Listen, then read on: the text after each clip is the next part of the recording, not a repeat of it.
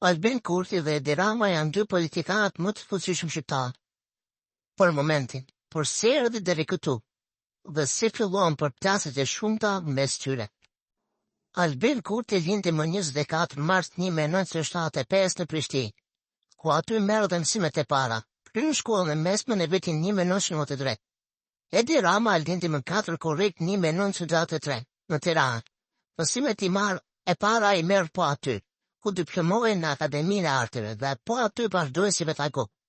Pas rrjes së komunizmit, ai u përfshirë në Lëvizjen Demokratike, ku hyri në lëvizje studentore, por shpejt u largua. Në vitin 1973 shkon në Francë për të vazhduar karrierën si artist, dhe kthehet më 1978 për shkak të varrimit të babait të tij, ku pas kësaj ai u mbrova si ministër kulture. Gjatë kësaj periudhe, Kosova ishte në sundimin e ashpër nga Serbia, dhe Albin Kurti u kyç në Unionin e Pavarur të Studentëve të Universitetit të Prishtinës, ku ishte një nga udhëheqësit e protestës studentore më 1 tetor 1997. Me fillimin e luftës në Kosovë, Albin Kurti filloi punë si sekretar i përgjithshëm i UÇK-s në zyrën e Adem Demashi. Do bombardimet të natës, Kurti qëndroi në Prishtinë, ku arrestua më prill të vitit 1999 dhe u dërguar në Serbi. Para gjyqit serb, Albin Kurti deklaroi se vetëm gjykata e popullit tim mund të më gjykojë. Si pasojë e presionit ndërkombëtar, Albin Kurti u lirua më 7 dhjetor 2001.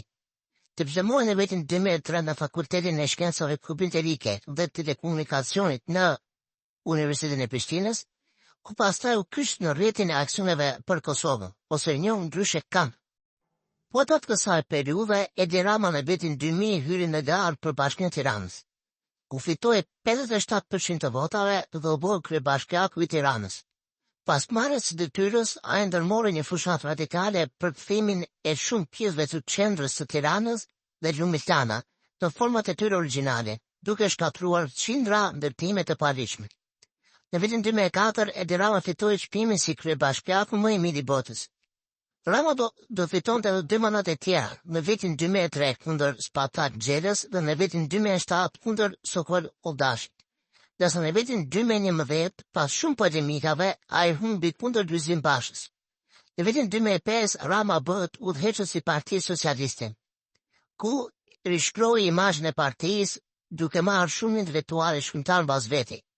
Dhe në vitin 2009, Partia Socialiste fitoi zgjedhjet me diferencë të vogël votash. Por Partia Demokratike bëri koalicion me Lidhjen Socialiste për Integrim dhe formuan qeveri. Në vitin 2013, Partia Socialiste fitoi zgjedhjet me fitore të thellë kundër Partisë Demokratike. Pastaj sërish në vitin 2017 dhe 2021 Partia Socialiste fitoi sërish. Gjatë këtij mandati, qeveria Ramës shpesh ka marrë përshëndetje ndërkombëtare për luftimin e krimit, betimin në drejtësi dhe një mori tjera ndërtimesh. Dërsa Albin Kurti të kësaj periudhe organizoi një varg protestash, e më pas më e njohura ishte ajo në vitin 2005, kur ndërtesat e UNIK-ut, aktivistët politik shkruan parollën jo negociata apo vendosje, që solli transformimin e Kanit nga KAM në lëvizje vetëvendosje. Albin Kurti kishte kundërshtuar dhe pagun Ahtisarit, ndërsa në vitin 2010 lëvizja vetëvendosje i futet garës politike, ku fiton 58.000 vota. Pastaj në vitin 2014 ku fiton 16 deputet, e në kundërshtim të ardhur me qeverinë, lëvizja vetëvendosje hodhi gaz të qelës në kuvend. Ku pas kësaj Albin Kurti u arrestua, por u lirua pasaj. Në zgjedhjet e vitit 2014, lëvizja vetëvendosje fitoi 32 deputet, ndërsa në zgjedhjet e vitit 2019 fitoi 220.000 vota dhe hyri në qeveri bashkë me Lidhjen Demokratike të Kosovës. Kjo qeveri nuk zgjati shumë, pasi koalicioni u prish më mas të vitit 2020, dhe pastaj në zgjedhjet e 14 shkullit të vitit 2021, lëvizja vetëvendosje fitoi 50% të votave dhe përmori qeveri. Përplasjet mes këtyre dy figurave politike nuk kanë ndalur, sidomos në raport me Serbinë, ku Edi Rama i kërkon Albin Kurtit të nënshkruajë marrëveshje ndërkombëtare. Dhe ky i fundit me zell e kundërshton. Dhe prandaj ka një raport jo shumë të mirë mes këtyre dy figurave politike që njëkohësisht janë dhe dy kryeministat e vendeve tona.